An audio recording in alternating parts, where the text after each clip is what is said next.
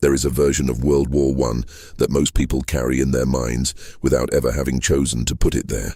It arrived through school textbooks and national holidays and bronze statues in town squares and the kind of language that turns slaughter into sacrifice so smoothly that the seam is never visible. In that version, young men went to war for something. They suffered, yes. They died, yes. But the suffering had a shape, and the shape was meaningful, and the meaning was worth the cost. That version is a construction. It was built deliberately, maintained deliberately, and it continues to function today in ways that most people do not examine. This is not that version. What happened between 1914 and 1918 was not a tragedy in the literary sense, where suffering reveals something true about the human condition. It was an industrial process. It consumed human beings the way a factory consumes raw material. And the men who designed and operated that process understood what they were doing, documented what they were doing, and in many cases expressed satisfaction at the results. The machinery worked. The bodies moved from one place to another and were expended at rates that were calculated in advance. And when the rates exceeded projections, the projections were revised, and the machinery continued. This is what the war actually was. Everything else is commentary added afterward by people who needed it to mean something. The behaviors that defined this war were not aberrations. They were not the temporary madness of a civilization that had lost its mind. They were policies. They were procedures. They were systems developed over 4 years by educated men in clean offices who used proper grammar and kept careful records. The men in the trenches did not question these behaviors because the behaviors had been normalized before the men arrived, and by the time they understood what they had entered, they were already part of it. And the part of the mind that would have objected had already been addressed through training, through exhaustion, through the simple arithmetic of survival that leaves no room for principle. The first thing that was normalized, so early that most histories barely register it as a choice, was the deliberate obscuring of how men actually died.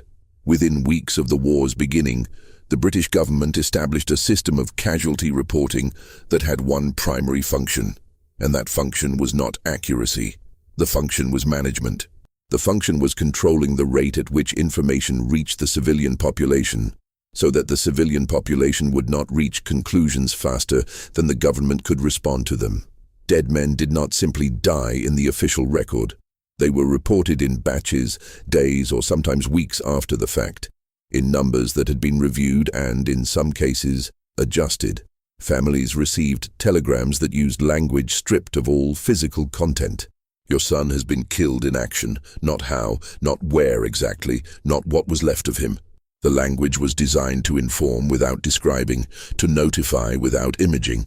And it worked so well for so long that the gap between the official record and the physical reality of the Western Front became one of the defining features of the war. A gap so wide that men returning on leave sometimes felt they had come back from a different planet and were speaking to people who had no vocabulary for what they had seen. This was not accidental. The British government employed censors whose job was specifically to review soldiers' letters home and remove any content that might produce what the censors called a defeatist impression. Descriptions of dead bodies were removed. Descriptions of failed attacks were removed. Descriptions of the smell of no man's land, which veterans consistently described as the most inescapable feature of the front, were removed. What remained after censorship was a letter that could have been written from a difficult camping trip. The men knew their letters were being read. They developed codes, ways of indicating through apparently neutral language that things were bad, that they were afraid, that they did not believe what they were being told. The censors learned to read these codes and remove those passages too. The result was a communication system between the front and the home front that was structurally incapable of transmitting the truth. And this was a design feature, not a failure. The second behavior that settled into normalcy so quietly that most people who lived through it never described it as unusual was the systematic failure to collect the dead. On the Western Front, across a distance of roughly 400 miles, the bodies of men who had been killed in no man's land often remained where they fell for weeks, sometimes months. occasionally for the duration of the war in that sector. This was not because no one cared. It was because retrieval operations in daylight were impossible without producing more casualties, and retrieval operations at night were difficult enough that commanders consistently weighed the cost of the attempt against the tactical benefit of reclaiming the ground, and concluded that the ground was not worth reclaiming. The bodies stayed. They decomposed in full view of the men in the trenches. They became part of the landscape. They were used in some sectors as landmarks. A tree stump, a ruined farmhouse, a body that had been there since October. These were the reference points by which positions were communicated. The men who lived alongside this adjusted to it at a pace that is remarkable to consider. Accounts from soldiers across multiple national armies describe the same trajectory. Initial horror, documented in letters and diaries with visceral specificity. Then a kind of numbness that the men themselves often described as not caring, though what they meant was something more precise, something closer to the suspension of the response system that would have made caring functionally possible. And then, for many men, something further, a state in which the presence of the dead was simply a condition of existence, like the mud or the cold, unremarkable, because to remark on it would require a quality of attention that the mind had already learned to redirect elsewhere. This adjustment happened to nearly every man who spent significant time at the front. It happened in weeks, not years. The human mind's capacity to normalize extreme conditions was, for the purposes of this war, a significant strategic asset, and it was treated as such. The medical realities of trench warfare were documented extensively and suppressed almost as extensively. The condition that came to be called shell shock was identified early, named awkwardly, and managed in ways that reveal the priorities of the institution with a clarity that no editorial comment can improve. Shell shock, or what would now be understood as severe combat-induced trauma, with a range of neurological and psychological symptoms, first appeared in significant numbers within months of the beginning of trench warfare. The symptoms varied but followed recognizable patterns. Men who could no longer speak. Men who could no longer walk despite having no physical injury to their legs. Men who shook continuously. Men who could not stop crying. Men who had lost the ability to perform the sequential reasoning required to follow basic orders. These men presented a problem to the military that was not primarily medical. The problem was that they could not fight. The secondary problem was that their visible condition was communicating something to other men nearby that commanders did not want communicated, namely, that the mind itself could be destroyed by what was happening, that the war was not simply a physical ordeal, but something capable of reaching into the cognitive and emotional architecture of a person and dismantling it from the inside. The initial military response to shell shock was to deny that it existed as a medical condition. Men presenting with these symptoms were categorized variously as malingerers, cowards, or men suffering from the physical effects of proximity to exploding shells, which was the origin of the name and also the origin of the fiction that allowed the military to continue treating it as a physical injury rather than a psychiatric one. The treatment protocols that developed were not designed to heal the men. They were designed to return them to the line. Physicians working in forward areas were under explicit pressure from command not to evacuate men with psychiatric symptoms to rear area hospitals because evacuation was understood to reward the condition and therefore encourage its spread. Instead, men were treated close to the front, held for short periods, and returned to their units. The men who could not be returned in this way were sent to special hospitals, where the treatments included electric shocks applied to paralyzed limbs, a procedure developed by a German physician named Fritz Kaufmann and adopted in modified forms by British and French military medicine, which was understood by its practitioners not as therapy, but as an incentive. The pain of the treatment was intended to make the symptoms of shell shock less preferable than returning to the front. This was documented. The men who received it were not asked for their consent. The outcomes were recorded in terms of the percentage of patients returned to duty, which was the only metric that the military considered relevant. By the middle of the war, the British Army alone had recorded tens of thousands of cases of shell shock.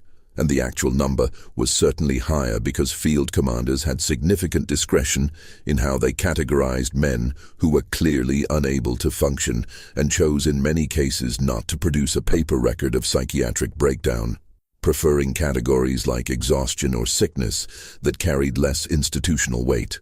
The men who broke down completely and could not be managed by any of these approaches were sent to long-term hospitals, and some of them remained there after the war ended, in some cases for the rest of their lives. They were not a subject that the institutions that had produced their condition chose to discuss publicly. The pensions allocated to men with psychiatric injuries were consistently lower than those allocated to men with physical injuries of comparable severity. The logic, which was expressed explicitly in some pension tribunal records, was that psychiatric injury could not be demonstrated to the same standard as physical injury, and therefore could not be compensated to the same standard. The invisible damage was administratively inconvenient, and so it was treated as a lesser category of damage, and the men who carried it were encouraged, through the structure of the compensation system, to frame their difficulties in physical terms whenever possible. The management of cowardice and desertion tells a similar story about institutional priorities. The British Army executed 306 of its own men during the war, men who had been court-martialed on charges that included desertion, cowardice, striking a superior officer, and mutiny.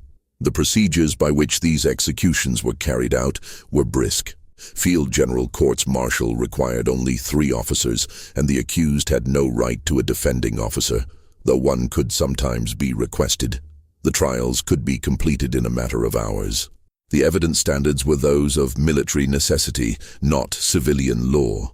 Many of the men executed were young, some were teenagers, many had no prior record of disciplinary problems, and a significant number showed clear symptoms of what would now be identified as combat-induced psychiatric disorder. At least one was executed while showing symptoms that a medical officer noted in his report before signing off on the man's fitness to be shot. The executions were carried out in the early morning, in farmyards or against walls, by firing squads composed of men from the condemned man's own unit, because the army understood that the deterrent effect was maximized when the witnesses were the men most likely to be deterred. The bodies were buried without military ceremony. The families were notified that their son had died, in some cases without specifying the manner of death, and in cases where the manner was specified, the families were encouraged not to make public statements. The records of the courts-martial were sealed and remained classified for decades. The executed men were not included in memorials. Their names were not read out on Remembrance Day. They were expunged from the official narrative of British military service and remained expunged for the better part of a century, until a campaign by their descendants resulted in a posthumous pardon granted in 2006, 90 years after the last of them died. The French Army's experience with its own breakdown was larger in scale and more extensively suppressed. In the spring of 1917, following the failure of the Nivelle offensive, a series of attacks along the Chemin des Dames ridge that were sold to the troops and the public as the assault that would end the war, and resulted instead in catastrophic casualties and no significant territorial gain. Approximately half of the French Army's combat divisions experienced what the official records called acts of collective indiscipline. What this meant, in practice, was that units refused to return to the front. Some units refused to obey orders to advance. Some simply stopped and waited. The men were not attacking their officers, were not attempting to desert en masse, were not engaging in organized political action, at least not initially. They were doing something simpler and in some ways more disturbing to the command structure. They were declining. They had calculated, individually and collectively, that the attacks being ordered of them could not succeed, that the cost of attempting them was not justifiable by any outcome that could be realistically expected, and they had decided not to perform them. This spread through division after division over a period of weeks. At its height, the mutinies, which is what they were regardless of the softening language of the official record, affected perhaps 40,000 men. The French response was managed by Philippe Pétain, who had replaced Nivelle in command and who understood, with a clarity that his predecessor had not demonstrated, that the problem was not the men, but the operational doctrine that had broken them. Pétain suspended offensive operations, improved rations and leave policies, and visited the front in person to address units, a gesture that was unusual enough to be noted. He also prosecuted the mutineers. The number of courts-martial was enormous. The number of death sentences was even larger. And then, in a decision that was neither mercy nor justice but pure management, most of those death sentences were commuted, and approximately 49 men were actually executed, a number that was kept out of the official record for decades and is still not fully established by historians. The scale of the mutinies was classified. The newspapers in France did not report them. The German command, which had its own intelligence network and almost certainly knew that something significant had happened across the line, did not immediately exploit the situation in the way that might have been expected, partly because their own forces were in no condition for a major offensive, and partly because the French had managed the suppression quickly enough that the operational picture remained stable. The French public did not learn the full extent of what had happened for 60 years. The relationship between the armies of the First World War and disease is a chapter that official histories have consistently handled with a brevity disproportionate to its scale. Disease killed more soldiers in some theaters of the war than combat did, and the conditions that produced this were known, documented, and accepted as the cost of operations conducted in the manner in which they were conducted.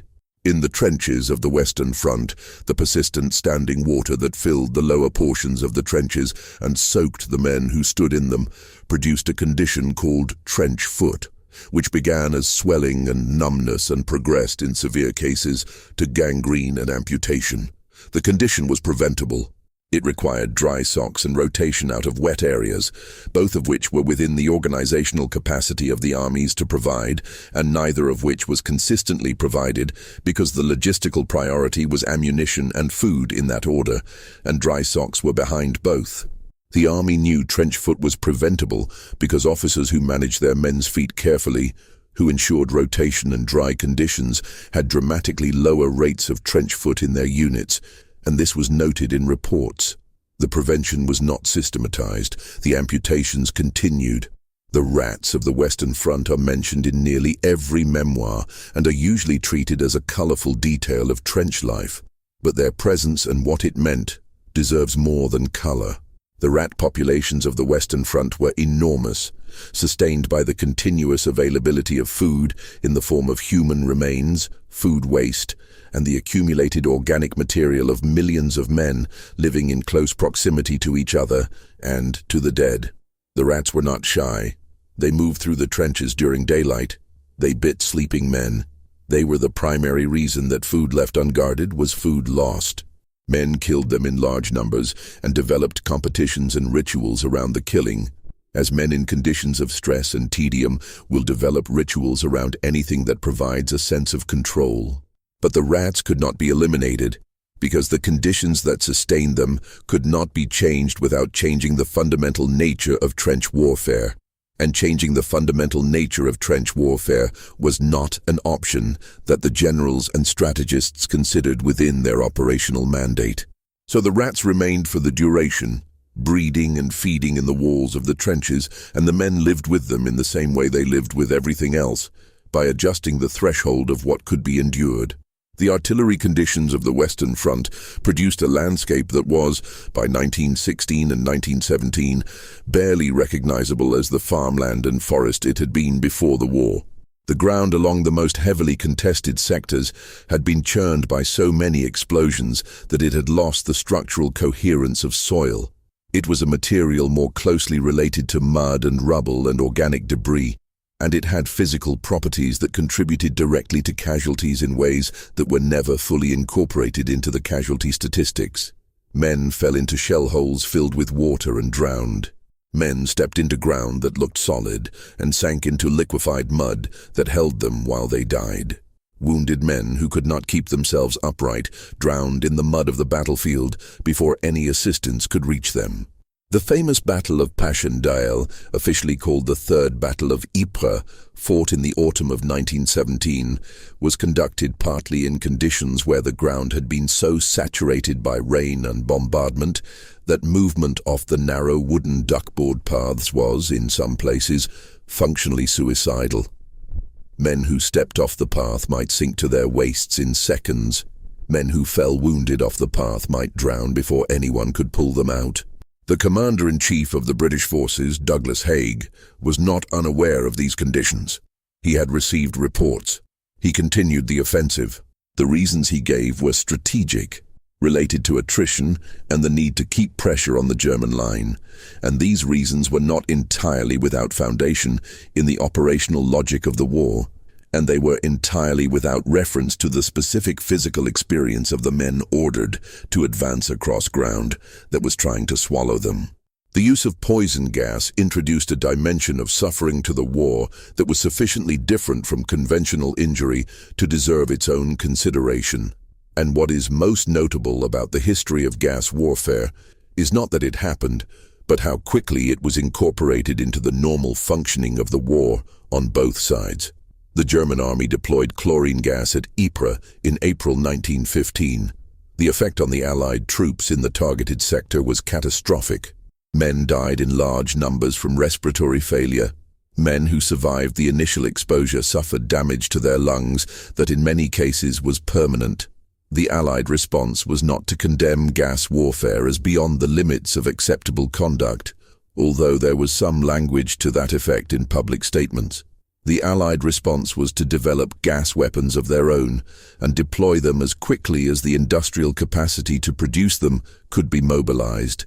Within months, both sides were using gas as a routine component of offensive operations.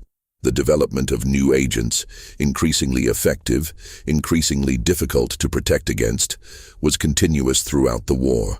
Phosgene, which was more lethal than chlorine. Mustard gas, which was not primarily a lethal agent, but a disabling one, designed to produce casualties who would require care, and therefore remove from the enemy's operational capacity not just the casualty, but the men required to care for them. This was a deliberate design choice. The weapon was engineered for its effect on the logistics of the enemy's medical system. The gas masks that were issued to address this threat were, particularly early in the war, deeply imperfect. They were hot. They impeded vision and communication. They were difficult to put on quickly enough to be effective against a sudden gas attack. They failed under certain conditions. The men who wore them for extended periods under combat conditions experienced a range of physiological problems, including dehydration, disorientation, and in some cases hallucination, from the combination of heat, restricted vision, and chemical exposure through imperfect seals. The horses and mules of the supply lines, which were essential to the function of the front because motor transport could not navigate the destroyed roads, were more difficult to protect and suffered significant casualties from gas attacks. An army that lost its horse transport in a sector was an army that could not resupply that sector, and gas attacks on rear areas targeting the animals rather than the men were a recognized tactical approach. The animals that survived gas exposure but were too damaged to work were shot because there was no capacity to treat them and no point in doing so. This was recorded in requisition documents as material loss, which is what it was, and the category of loss was managed through the same supply system that managed the loss of wagons and harness and all the other equipment of industrial warfare.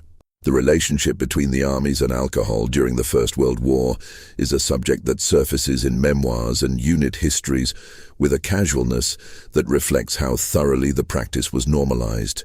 The British Army issued a daily ration of rum to men in the front line, a practice that was understood by everyone involved to be not primarily nutritional, but pharmaceutical, in the sense that the rum served as an anesthetic for the experience of being in the front line. The quantity issued was calibrated.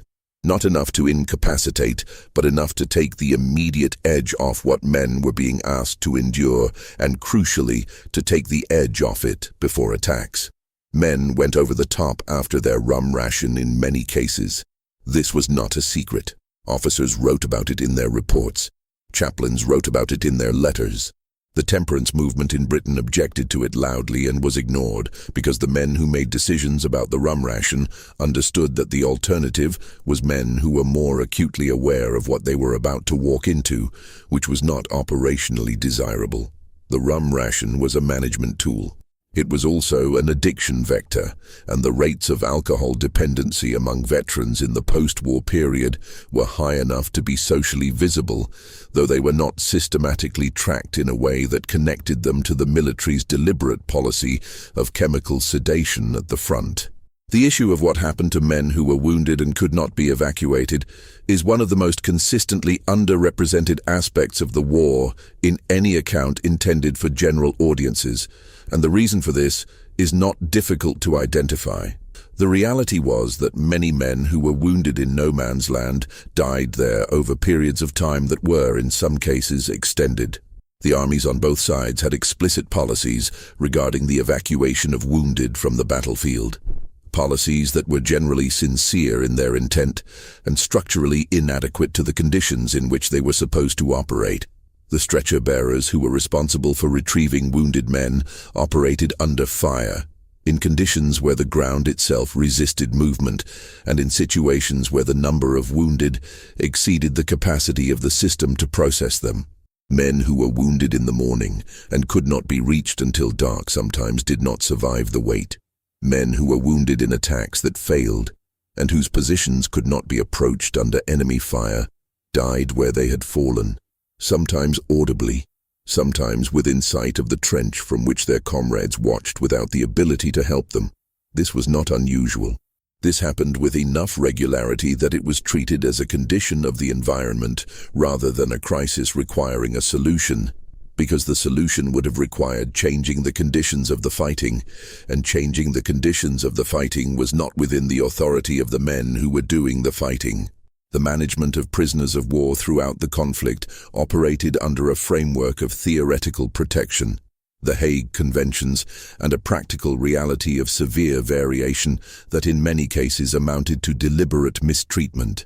German prisoners held in British camps suffered food shortages in the later years of the war that were a direct consequence of the naval blockade's effect on British food supplies, a shortage that was known to exist and managed in ways that consistently prioritized the British civilian population, the British military, and then, considerably further down the priority list, the German prisoners.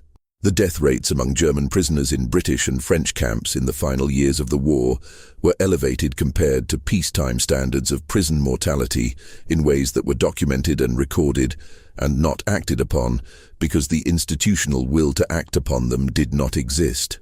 On the other side of the line, Allied prisoners in German camps experienced conditions that varied enormously by location and by the year of the war, but that in many cases involved labor under conditions that the Hague Conventions had been designed to restrict. Forced work in mines and on agricultural land at a pace and under conditions that produced significant mortality. The treatment of Russian prisoners in German and Austro-Hungarian camps during, and especially after the end of the Eastern Front, was catastrophic. Death rates in some camps exceeded 50% from starvation, disease, and exposure, and this was known to occur during the war, documented in reports by neutral observers from organizations including the Red Cross, and was not substantially changed because the resources required to sustain the prisoner population were resources that the Central Powers did not have and were not willing to divert from military use to prisoner care. The experience of soldiers from colonial territories within the British and French empires represents another layer of the war's documented indifference to the humanity of the men it was using. India contributed over 1 million soldiers to the British war effort. West Africa, East Africa, and North Africa contributed several 100,000 to the French. The Caribbean, Australia, New Zealand, Canada, and South Africa each contributed their own populations in numbers that were drawn from places that had varying degrees of choice about their participation. The men from these territories fought in the same trenches and under the same bombardments as men from Britain and France. Their casualty rates in many cases exceeded those of the metropolitan armies, and their treatment within the military hierarchies they served, in terms of pay, in terms of officer opportunities, in terms of the quality of rations and equipment, in terms of the medical care available to them, consistently reflected the racial hierarchies of the colonial systems that had produced them. Indian soldiers were paid less than British soldiers. West African soldiers in the French army occupied the lowest rank of pay and privilege within their units. The hierarchy of expendability was not random. It was organized along the same lines as the civilian hierarchy of the empires, and it operated in the same way, with the same clarity and the same matter-of-fact quality that suggests no one at any level of the system thought it required justification. The Christmas truce of 1914, which has become one of the most frequently romanticized episodes of the entire war, is instructive precisely because of what happened to it. In December 1914, along various sectors of the Western Front, soldiers from both sides emerged from their trenches, interacted with the enemy, in some places exchanged food and tobacco and photographs of their families, and in some famous instances played football in no man's land. This happened. It was not a myth. And the response of the high commands on both sides was to ensure that it never happened again. Orders were issued. Officers who allowed or participated in informal truces were subject to disciplinary action. The logic was not that the truces were operationally inconvenient, though they were. The logic, expressed with some clarity in the internal communications of both commands, was that the truces were dangerous because they reminded the men that the enemy was also men, and men who understood that the enemy was also men were men who might be reluctant to kill them. And men who were reluctant to kill the enemy were men who could not perform the function for which they had been assembled. The truce threatened the primary psychological precondition of the war, which was the dehumanization sufficient to sustain killing at industrial rates, and so the truce was suppressed. The suppression worked. There was no comparable truce in 1915, and nothing like it afterward.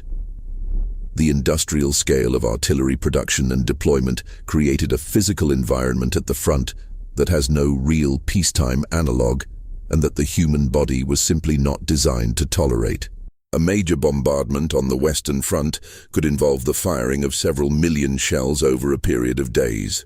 The noise was not merely loud in the way that industrial noise is loud, it was physically traumatic in itself. Men within range of the largest bombardments suffered burst blood vessels in their ears and eyes.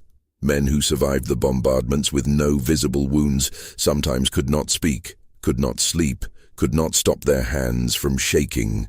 The permanent hearing damage sustained by men who served at the front was so widespread that it was essentially universal among long-service veterans. The tinnitus that followed them into civilian life was permanent. The hypervigilance, the involuntary responses to sudden sounds, the inability to sit with their backs to open spaces, the fragmented sleep, all of these were consequences of a neurological system that had been trained by months of bombardment to respond to sound and sudden movement as potential death. These responses did not stop when the war did. They accompanied the men home. They disrupted their families. They were not recognized as injuries by the systems responsible for compensating injured veterans, partly because they could not be seen, and partly because recognizing them fully would have required acknowledging the scale of what the war had done to the interior life of the men who fought it. And that acknowledgement was incompatible with the narrative of purposeful sacrifice that the nations involved needed to maintain.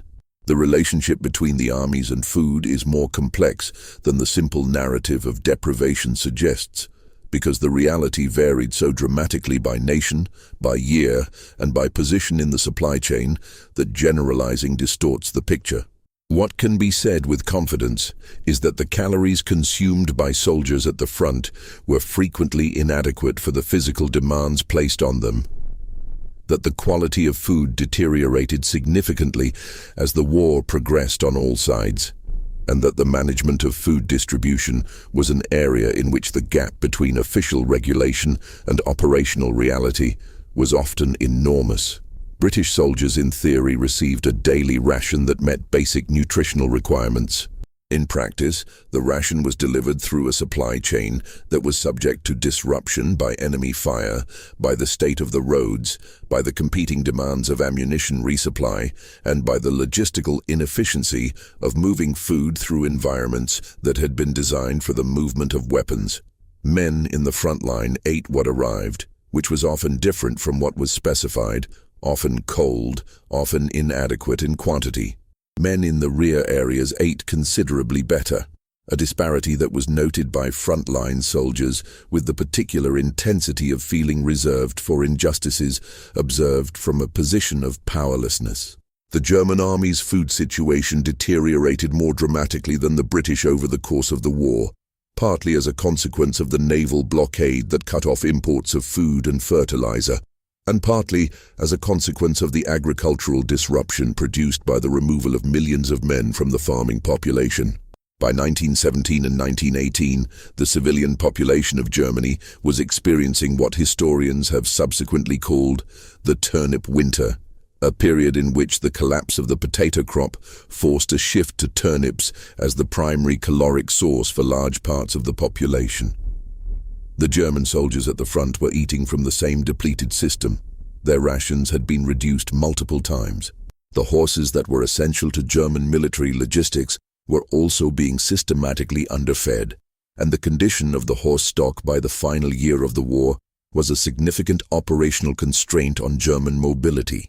The soldiers knew they were hungry, the officers knew the soldiers were hungry, the high command knew. And the fighting continued, with hungry men on both sides, under conditions that were systematically deteriorating, because the institutional momentum of the war was by that point sufficient to sustain itself regardless of the physical state of the men doing the fighting. The medical system of the Western Front was, on paper, a sophisticated and well-organized structure with clearly defined levels of care, moving from the battlefield to the casualty clearing station to the base hospital. In practice, the system was consistently overwhelmed by the volume of casualties it was required to process, and the conditions under which medical personnel worked at every level of the system were those of industrial emergency management rather than medicine. Surgeons at casualty clearing stations worked for periods of 20 and 30 hours without significant rest during major offensives, making decisions about triage, about amputation, about who could be saved and who could not, at a pace and under conditions of exhaustion that would be considered incompatible with safe medical practice in any other context. The decisions they made under these conditions were documented and were generally treated as reasonable responses to unreasonable circumstances, which they were, but the unreasonable circumstances were not unreasonable in the sense of being unexpected or unavoidable. They were the direct and predictable result of conducting offensives that produced casualties faster than the medical system could process them, and the men who planned the offensives had access to the casualty statistics from previous offensives and continued planning at the same rates regardless. The nursing staff, who worked in the base hospitals and on the hospital ships, managed conditions that were, in the early years of the war, inadequate to the volume of patients and were improved over time, but never to a standard that the nurses themselves considered satisfactory. The physical description of the wards during major offensives, drawn from nursing memoirs and official reports, is of spaces overcrowded beyond their designed capacity, of patients in corridors and in overflow tents, of supplies that were perpetually short of need, of staff working through their own illness and exhaustion because there was no replacement available. The nurses were required to process not only the physical injuries of the men they cared for, but the psychological state of men who had survived experiences that no training had prepared anyone to witness or to treat. Some of the nursing memoirs from this period are among the most precise accounts of the war's human cost that exist, partly because the nurses were not required to maintain the same institutional performance of confidence that was expected of officers, and partly because they had enough medical knowledge to understand exactly what they were seeing in a way that not all lay witnesses did. These accounts were not widely published during the war. Their publication was delayed and in some cases actively discouraged. The experience of the home front populations adds a dimension to the normalization of the war's violence that is sometimes overlooked in accounts focused on the military. In Britain, the women who worked in the munitions factories, the women who drove ambulances, the women who organized voluntary support services were participating in an industrial system whose product was the weapons that were producing the casualties that the men in their lives were being turned into. And the relationship between the two was explicit and visible and was managed by a propaganda apparatus that transformed it into something that could be endured. The separation between the home and the front was maintained as much by the psychological needs of the civilian population as by the censorship regime, because the civilian population largely did not want to receive information that would make the endurance of the separation impossible, and the information management systems of the state were designed to facilitate this preference. The result was two populations living through the same war in conditions of such different physical reality that the communication between them was often essentially performative. Men at the front writing letters they knew would be read by censors, and therefore writing letters that said what they thought could be said, rather than what they thought. Women at home writing letters filled with the practical details of civilian life that had become somehow inadequate as a response to what they knew was happening without being able to know specifically what was happening. The armistice of November 1918 did not end the suffering of the men it applied to in the way that the word armistice implies. It ended the killing on the Western Front, which was a significant event but a different thing from ending the war's consequences. Men who were hospitalized in November 1918 remained hospitalized, in many cases for months and in some cases for years. Men who had been gassed with mustard gas in the final months of the war continued to die from their injuries well into 1919. The influenza pandemic that swept through the armies in 1918 and then through the civilian populations of the combatant nations killed more people than some individual battles had killed, and its transmission through the densely packed conditions of the military camps and the troop ships bringing men home contributed to a death toll that exists in a statistical category separate from the war's official casualties, despite being causally connected to the conditions the war had created.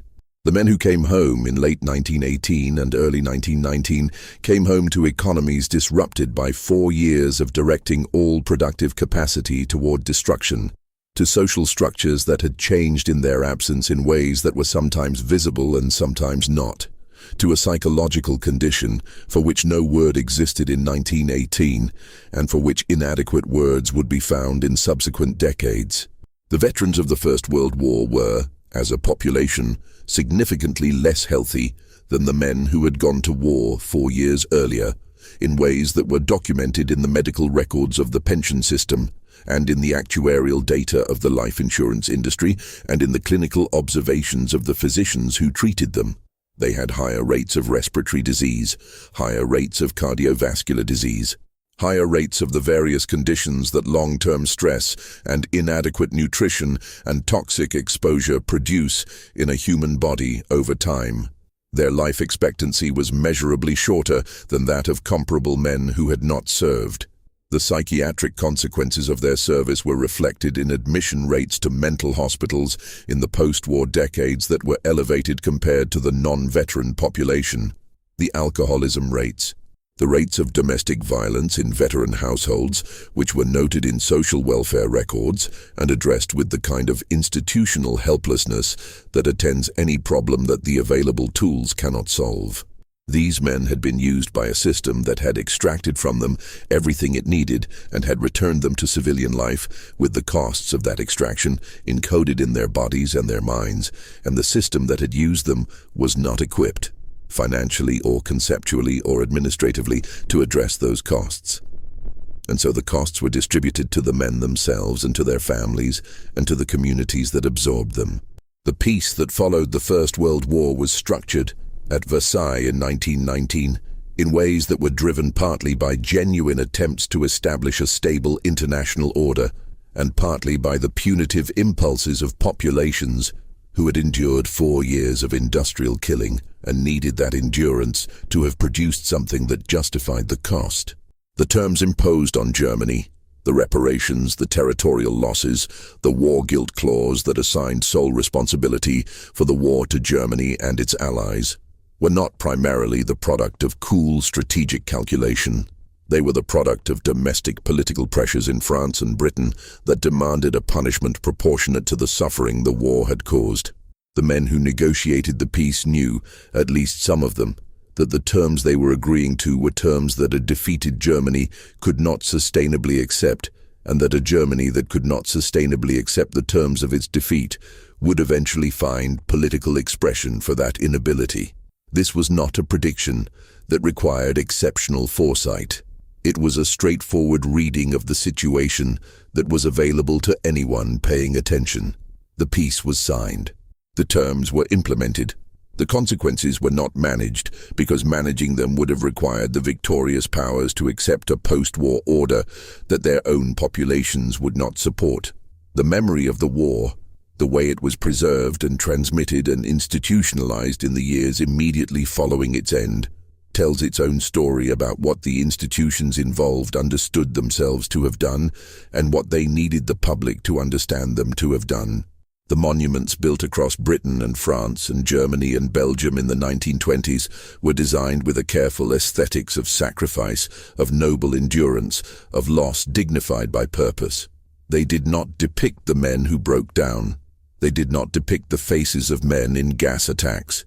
They did not depict the actual physical reality of the battlefield in the final months of fighting, when the armies on both sides were populated by boys who had been conscripted at 17 and were fighting in uniforms worn thin by years of use beside men whose minds had been consumed by everything they had experienced and not been permitted to acknowledge.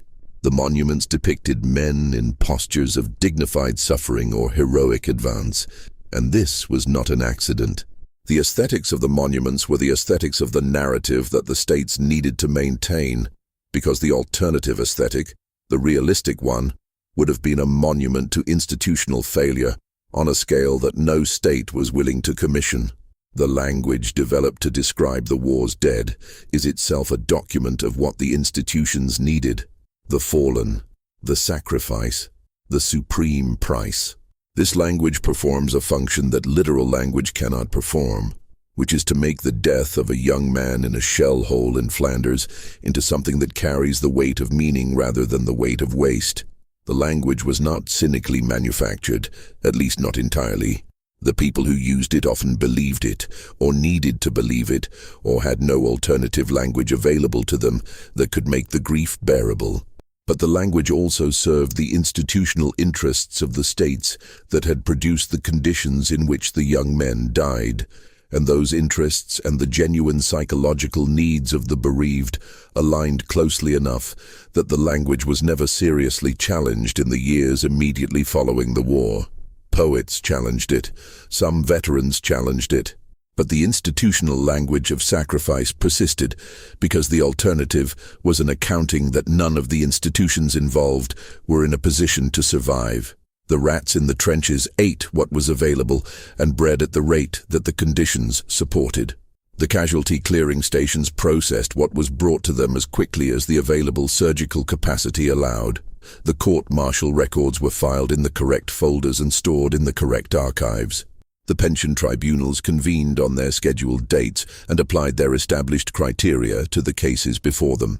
The press offices reviewed the correspondence from the front and removed the passages that the guidelines indicated should be removed. The shells were manufactured at the required rate by workers on 12-hour shifts and were transported to the front by supply chains that functioned with increasing efficiency as the war progressed. The offensive plans were drawn up, revised, executed, and assessed. The assessments noted the casualties. The casualties were entered into the ledgers.